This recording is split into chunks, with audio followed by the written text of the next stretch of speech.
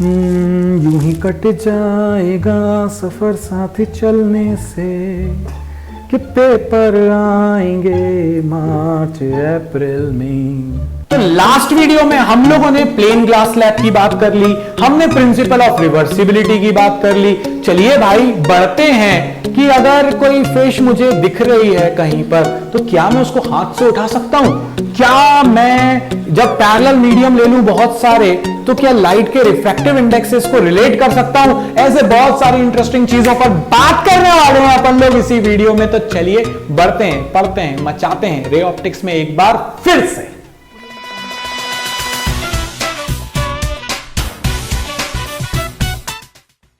भाई जब मैंने ना वो मूवी देखी थी ना क्रिश, हाँ शायद वही थी मूवी, उस मूवी में जब ऋतिक रोशन ने पानी में ऐसे हाथ डाला और एक मछली को अपने हाथ में पकड़ लिया, मैंने कहा यार ये तो फिजिक्स हो ही नहीं सकती, क्योंकि मछली तो वहां है ही नहीं जहां दिख रही है। कहां है? तो इस वीडियो में अपन वहीं पर बढ़ते हैं, रियल डेप्थ, एपरेंट डेप्थ और रिफ्रैक्टिव इंडेक्स के बीच में रिलेशन निकालते हैं। भाई ये मेरे पास फिश है, ठीक है। अब ये लाइट रे इससे चलेंगी तभी तो मेरी आंखों में आएंगी, यहां ऊपर मेरी आंखें हैं, ये मैंने बनाया बहुत दूर दूर है भाई साहब, ये रेज बहुत पास पास हैं। अगर ये रेज पास में नहीं होती ना, देखो मैं दिखाता हूं तुम्हें कहां पर है, ये रेज बहुत ही ज्यादा पास हैं यहां पर। तो ये रेज जब बहुत ज्यादा पास हैं तो ये डिस्टेंस और ये डिस्टेंस लगभग लगभग सेम है, ठीक है। बट हाँ अभी समझने के लिए तो दूर दूर बनाना पड़ेगा ना, नहीं तो दिखेगा ही कहां से, अपन नैनो में तो देख नहीं पाएंगे चीजें। चलिए तो ये मेरे पास फिश है, एक रे ये गई, एक रे स्ट्रेट गई, जो स्ट्रेट गई रे वो तो अनडिविएटेड सीधी जाएगी, I0 है तो R0, और ये वाली रे जो है ये एंगल ऑफ इंसिडेंस I पर इंसिडेंट होगी डेंसर मीडियम में, क्योंकि मछली तो अंदर ही रहेगी ना, हम थोड़ी ना अंदर जा रहे हैं और मछली हमें बाहर से देख रही है टुकुर टुकुर, है ना। तो ये अपने पास एंगल ऑफ इंसिडेंस हो गया, ये अपने पास रे अवे हो गई नॉर्मल से बैंड, ये फाइनली चली गई बाहर। अब ये दोनों डाइवर्जिंग रेज हैं, ये वाली अलग है, ये वाली अलग है। जब ये डाइवर्जिंग रेज हैं और जब मेरी आंखों में आएंगी तो ये आने की कोशिश करेंगी यहां से, इसका मतलब है यहां पर मुझे एक फिश की सी पॉइंट पर मुझे फिश की अपरेंट इमेज दिखाई देगी, जो है नहीं, फिश यहां पर है। अब मेरा हाथ अगर बाहर से जाऊंगा तो मेरा हाथ तो सी पे से होता हुआ चला जाएगा ना, बट यार सी पे से नहीं जा रहा, ये तो जो है आपको फिश नहीं पकड़ पाओगे बाहर से, इसीलिए तो जो डक होती हैं वो पूरा मुंह अंदर डाल देती हैं पानी में। इसीलिए किंग फिशर जब आता है, नेट पे आज वीडियो सर्च करना, बिल्कुल सीधा आता है नीचे पानी में फिश को पकड़ने के लिए। ऊपर वाले ने इन सब चीजों को अलग ही लेवल दे रखा है, हर चीज का एक अलग लेवल है। खैर सो ये मेरे पास इस सी पॉइंट पर बनेगी एपरेंट इमेज, जो मुझे दिख रही है यहां पर ऐसा लग रहा है। सो AC हो जाएगा मेरे पास एपरेंट डेप्थ या एपरेंट हाइट, जो भी आप कहना चाहो, और A से लेके फिश तक का हो जाएगा रियल डेप्थ। ये H है रियल डेप्थ, H' है एपरेंट डेप्थ, और भाई साहब अगर आप देखो तो ये एंगल ऑफ इंसिडेंस है, ये एंगल ऑफ रिफ्रैक्शन है। इस डेरिवेशन को भी बहुत जल्दी से खत्म करना है, तो चल दे बड़ा जल्दी से बूटी सेक्शन में। बाबा की बूटी सेक्शन में आपका स्वागत है। तो भाई बूटी सेक्शन में हमेशा की तरह फिर से हम याद करने वाले हैं रिफ्रैक्शन में पापा को, यानी कि सबसे पहले आपको लगाना है स्नेल्स लॉ। एक बार स्नेल्स लॉ लगा दिया तो प्रॉब्लम होगी I और R, तो फिर दो ट्राइंगल ढूंढो, एक से साइन I निकालो, एक से साइन R निकालो, रख दो फॉर्मूले में, बूम पट स्वाहा, खत्म हो जाएगा आपका डेरिवेशन। तो सबसे पहले स्नेल्स लॉ, फिर साइन I, फिर साइन R, रख दो फॉर्मूले में, डेरिवेशन खत्म हो जाएगा। हो गया आपका डेरिवेशन। क्या था इसमें? कुछ भी तो नहीं था यार। तो बस बढ़ते हैं डेरिवेशन की तरफ। तो चलिए डायग्राम क्लियर था, फिश से चल रही थी दो रेज, एक थी FB, एक थी हमारे पास FA।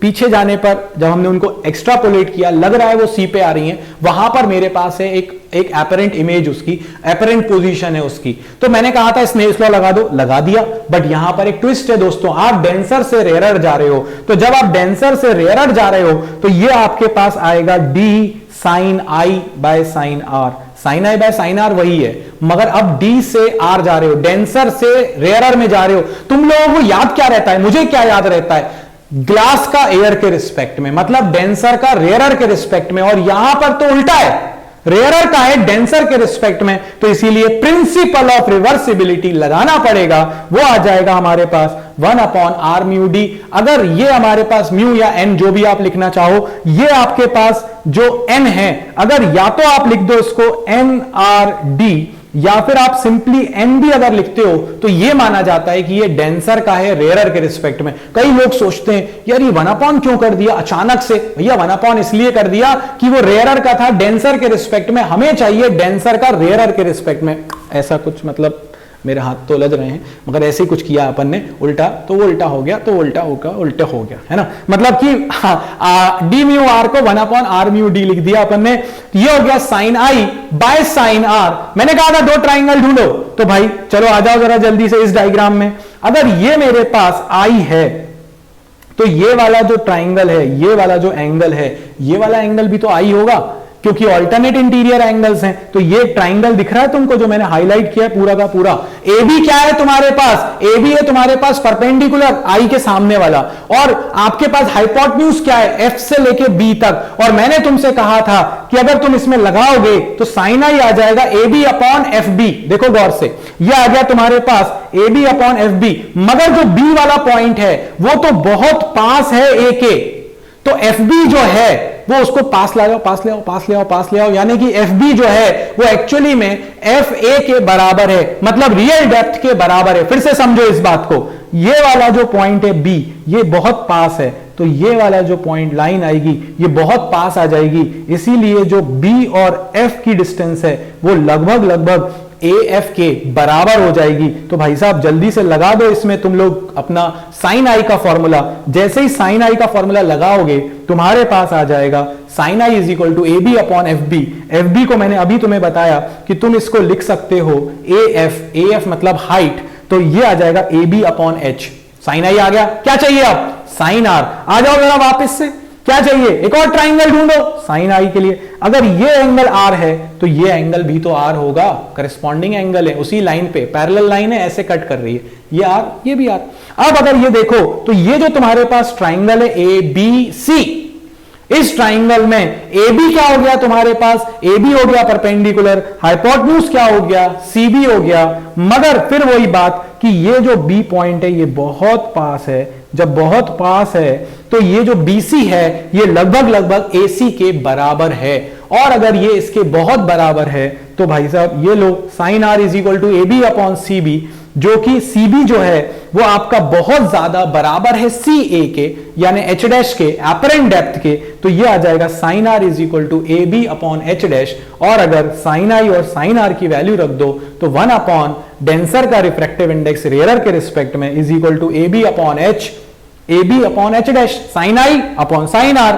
ये आ गया H डैश अपॉन H, हमें तो चाहिए था N, तो उसका रिवर्स कर दिया, क्रॉस मल्टीप्लाई कर दिया, रिफ्रैक्टिव इंडेक्स आ गया आपके पास H अपॉन H डैश, यानी real depth upon apparent depth. बेहतरीन फॉर्मूला है, बहुत काम आने वाला है। जब हम न्यूमेरिकल सीरीज लाएंगे अलग से करेंगे तब इस पर और ज्यादा जोर देने वाले हैं। तो अपने पास डेंसर का रिफ्रैक्टिव इंडेक्स रेयरर के रिस्पेक्ट में आ जाएगा real depth upon apparent depth, बड़ा बटे छोटा, क्योंकि डेंसर का हमेशा 1 से बड़ा होता है। बिग बाय स्मॉल, यही याद रख लो, न्यूमेरिकल में बहुत काम आएगा। अब आते हैं शिफ्ट पर। शिफ्ट मतलब क्या, कहां पर थी फिश, एफ पर, कहां दिख रही है सी पर, तो एफ से लेके सी तक ये जो ऊपर गई है ना, यही तो कहलाता है शिफ्ट। तो भाई शिफ्ट निकालने के लिए अगर आप गौर से देखो तो शिफ्ट निकालने के लिए आपको जो निकालना है शिफ्ट वो है आपके पास एफ सी, और उसके लिए मैं ये पूरी डिस्टेंस ले लेता हूं ए एफ, और उसमें से ये AC वाली डिस्टेंस को माइनस कर देता हूं तो FC आ जाएगा। अब पूरी डिस्टेंस क्या है H, छोटी वाली डिस्टेंस क्या है H डैश, तो इसका मतलब है शिफ्ट क्या हो गया H माइनस H डैश। आया समझ में, फिर से देख लो, शिफ्ट क्या है F से लेके C तक का, तो ऊपर से लेके A से लेके F तक जो है वो क्या है रियल डेप्थ, और B से लेके C तक की जो डिस्टेंस है या A से लेके C तक की जो डिस्टेंस है वो क्या है H dash, H minus H dash कर दो, आंसर आ जाएगा क्या, तो क्या आ गया आपके पास FC is equal to H minus H dash which is equal to H dash की वैल्यू यहां से उठाओ, ये देखो ऊपर वाला फॉर्मूला, H डैश की वैल्यू क्या आएगी H अपॉन N, N मतलब बता दिया था मैंने, H अपॉन N रख दो यहां पर, H कॉमन ले लो, फॉर्मूला आ गया आपके पास शिफ्ट का कि H इंटू 1-1/n, खत्म हो गई कहानी। n मतलब डेंसर का, रेयरर के रिस्पेक्ट में। आ गया साहब आपके पास शिफ्ट, हो गया डेरिवेशन खत्म, बम बम बोले, है ना, डेरिवेशन खत्म हो गया। अब अपने पास क्या आने वाला है? अब अपने पास इसके न्यूमेरिकल्स, बट वो मिलेंगे न्यूमेरिकल सीरीज में, टेंशन नहीं लेने का। एनसीईआरटी भी करेंगे, न्यूमेरिकल्स भी करेंगे, सब करेंगे। बाबा जी हैं तो करेंगे ही करेंगे, कुछ छोड़ने वाले नहीं है अपन। चलिए बढ़ते हैं नेक्स्ट डेरिवेशन की तरफ, refraction through different parallel mediums. अब इस डेरिवेशन को मैंने सोचा अलग अलग करके इतना बड़ा बनाने की क्या जरूरत है भाई। एयर से वाटर में गया, चलिए भाई एयर से वाटर में गया तो मेरे पास जो एंगल ऑफ इंसिडेंस होगा वो आई हो गया, एंगल ऑफ रिफ्रैक्शन हो गया R1, ठीक है। अगर ये R1 था तो ये एंगल भी R1 होगा, ये एंगल हो गया मेरे पास R2, तो ये वाला एंगल भी मेरे पास हो जाएगा R2, और ये फाइनली मेरे पास हो गया इमर्जेंट एंगल। बिल्कुल क्लियर है। अब एयर से सबसे पहले वाटर बैंड हो गई नॉर्मल की तरफ, फिर वाटर से ग्लास फिर से बैंड हो गई नॉर्मल की तरफ, फिर ग्लास से एयर, जो इनिशियल मीडियम है वही लास्ट मीडियम है। तो भाई साहब रेज तो प्लेन ग्लास स्लैब की तरह हो गया ये तो, यानी कि जो इमर्जेंट रे होगी वो इंसिडेंट रे के पैरेलल है, तो इनके बीच में ये मिलेगा लेटरल डिस्प्लेसमेंट। लेटरल डिस्प्लेसमेंट नहीं निकालना है, रिलेशन निकालना है। किसके बीच में रिलेशन है? रिलेटिव रिफ्रैक्टिव इंडेक्स और एब्सोल्यूट रिफ्रैक्टिव इंडेक्स के बीच में। कैसे निकलेगा? तो एक ही चीज फिर से, कौन? पापा स्नेल्स लॉ हर जगह लगा रहे हैं यार, भर भर के लगा रहे हैं। या केमिस्ट्री बाबा बैठे हैं वो भी हंस रहे हैं, कह रहे हैं यार स्नेल्स लॉ ही पढ़ाना था तो मुझे बता देते, मैं ही पढ़ा देता। इतना सड़ा सा तो लॉ लगा रहे हो हर बार, केमिस्ट्री डिफिकल्ट है, तुम फिजिक्स में स्नेल्स लॉ से पूरी ऑप्टिक्स खत्म कर दोगे। भाई यही तो अपन का जादू है, अपन एक चीज से सारी चीजें खत्म करने वाले हैं। तो स्नेल्स लॉ लगा देते हैं अपन यहां पर। स्नेल्स लॉ क्या कह रहा है? एयर से वाटर जा रहे हो तो सबसे पहले आप देखो ए म्यू डब्ल्यू, क्या है एंगल ऑफ इंसिडेंस? आई, क्या है एंगल ऑफ रिफ्रैक्शन? R1, तो ये हो जाएगा A mu W is equal to sine I by sine R1। इसके बाद आप जा रहे हो वाटर से ग्लास, तो अब की बार एंगल ऑफ इंसिडेंस क्या है? R1, एंगल ऑफ रिफ्रैक्शन क्या है? R2, तो अब लिखोगे आप WNG, ग्लास का रिफ्रैक्टिव इंडेक्स वाटर के रिस्पेक्ट में, वो आ जाएगा sign R1 upon sine R2। फिर आप जा रहे हो ग्लास से एयर, ग्लास में इंसिडेंट एंगल क्या है? R2, फाइनली जो निकल रहा है वो क्या है? E, तो क्या हो जाएगा? GNA, मतलब एयर का रिफ्रैक्टिव इंडेक्स ग्लास के रिस्पेक्ट में, क्योंकि ग्लास से एयर जा रहे हो, तो GNA is equal to sine R2 upon sine E, और क्योंकि जो रेज हैं वो आपस में पैरेलल हैं, तो finally I is equal to हो जाएगा E। अब ये सारे तो लिख लिए स्नेल्स लॉ से। बाबा जी आगे क्या? आगे क्या? आगे कुछ नहीं, देखो दिख रहा है कुछ कुछ। क्या दिख रहा है? एक में साइन आई ऊपर है, एक में साइन आई नीचे, ई जो है वो आई है, एक में साइन R1 ऊपर, एक में साइन R1 नीचे, एक में साइन R2 ऊपर, एक में साइन R2 नीचे। मतलब अगर मल्टीप्लाई कर दें तीनों का तो कैंसिल हो जाएंगे सब। मैंने मल्टीप्लाई कर दिया तीनों इक्वेशंस का। देखो क्या आ रहा है? ANW into WNG into GNA is equal to sine I by sine R1, sine R1 by sine R2, sine R2 by sine I। सब कैंसिल हो जाएंगे, बचेगा अपने पास 1। सो रिफ्रैक्टिव इंडेक्स का प्रोडक्ट, अगर फर्स्ट मीडियम और लास्ट मीडियम सेम है तो सारे रिफ्रैक्टिव इंडेक्स का प्रोडक्ट करते चले जाओ, आंसर 1 आएगा।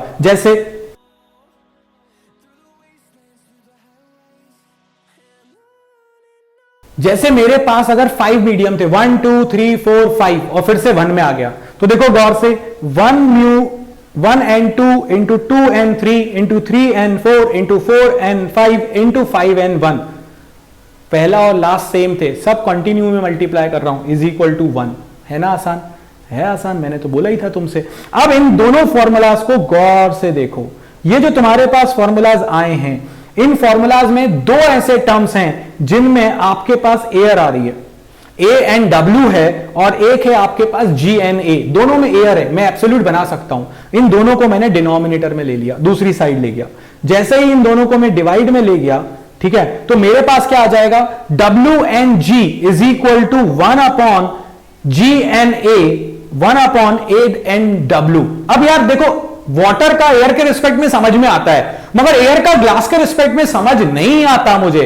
तो 1 करके प्रिंसिपल ऑफ रिवर्सिबिलिटी अगर मैं लगा दूं तो ये क्या बन जाएगा मेरे पास फॉर्मूला, आप गौर से देखो, ये फॉर्मूला बन जाएगा 1/GNA is equal to ANG, principle of reversibility उल्टा हो जाएगा भाई साहब। और ये आपके पास फॉर्मूला आ गया है बेहतरीन relation between relative refractive index and absolute. अगर आप देखो WNG क्या है, रिलेटिव रिफ्रैक्टिव इंडेक्स, ANG क्या है, ANW क्या है, एब्सोल्यूट रिफ्रैक्टिव इंडेक्स, मतलब एब्सोल्यूट और रिलेटिव के बीच का ये हो गया हमारे पास रिलेशन। तो ये आ गया अपने पास WNG इज इक्वल टू, अब इसमें याद रखो अगर ग्लास का निकाल रहे हो तो ग्लास ऊपर, वाटर के रिस्पेक्ट में निकाल रहे हो तो वाटर नीचे। जैसे अगर मैं लिखूं कहीं पर 1N2 तो 1N2 को मैं लिख सकता हूं N2/N1।